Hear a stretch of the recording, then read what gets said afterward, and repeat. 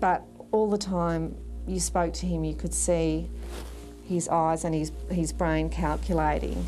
The display of meekness was at odds with what you saw in his eyes, and you saw his thought process, and you saw that he was clearly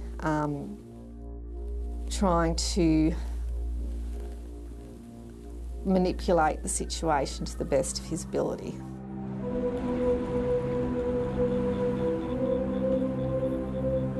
Sef's next move is to pretend he's been attacked, hoping to show that he too is being hunted by killers.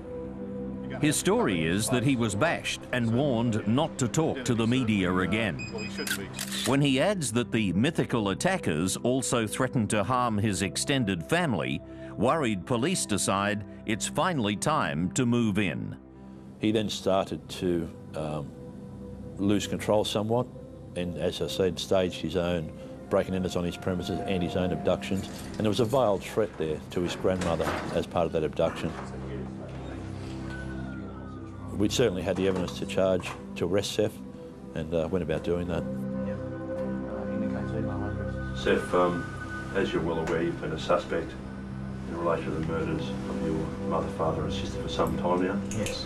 I want to inform you now that you are formally under arrest. In June 2002, after 11 months of painstaking investigation, Sef Gonzalez is formally charged with murder.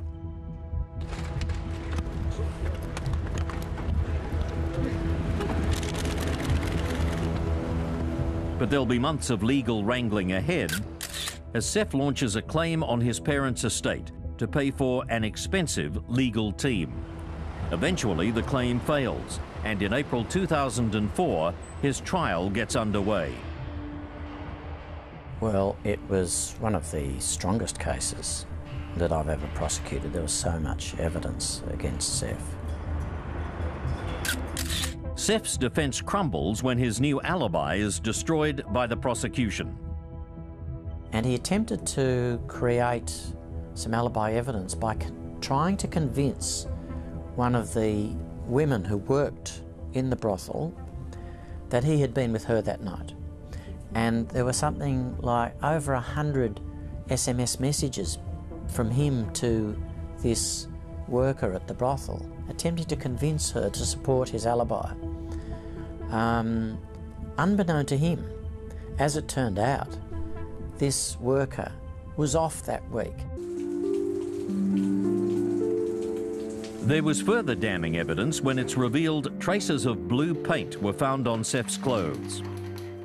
Then there was the fact that on his sleeve that he was wearing at the time, there was some paint that was identical to the paint that had been used to paint a message on the wall inside the house by the person who had supposedly broken into the house and killed all three of them.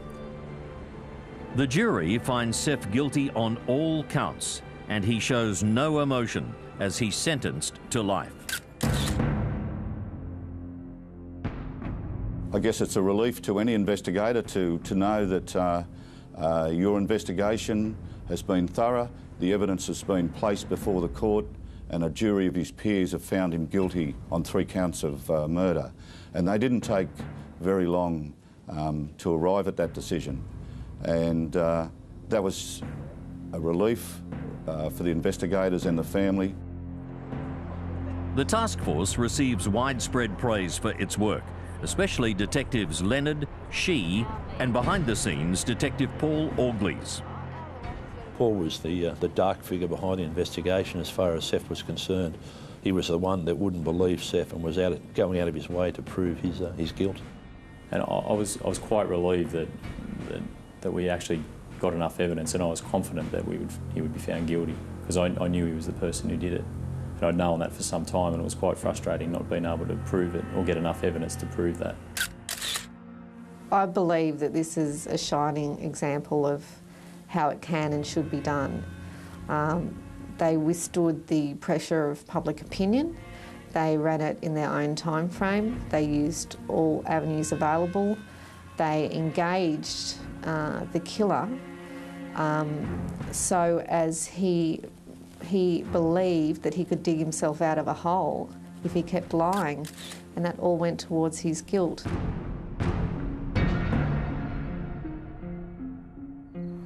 In a final twist to the story, the Ryde house was sold, but the new owner was not informed about its gruesome past. The controversy that followed led to a new law which requires all future property sellers to disclose such a history. Seth Gonzalez was finally exposed for what he was, a ruthless and greedy man who felt nothing for anyone but himself. Someone has shot my parents. Please come. What? Someone's what? Yeah, someone has shot my parents. I think they're all bleeding. They're on the floor.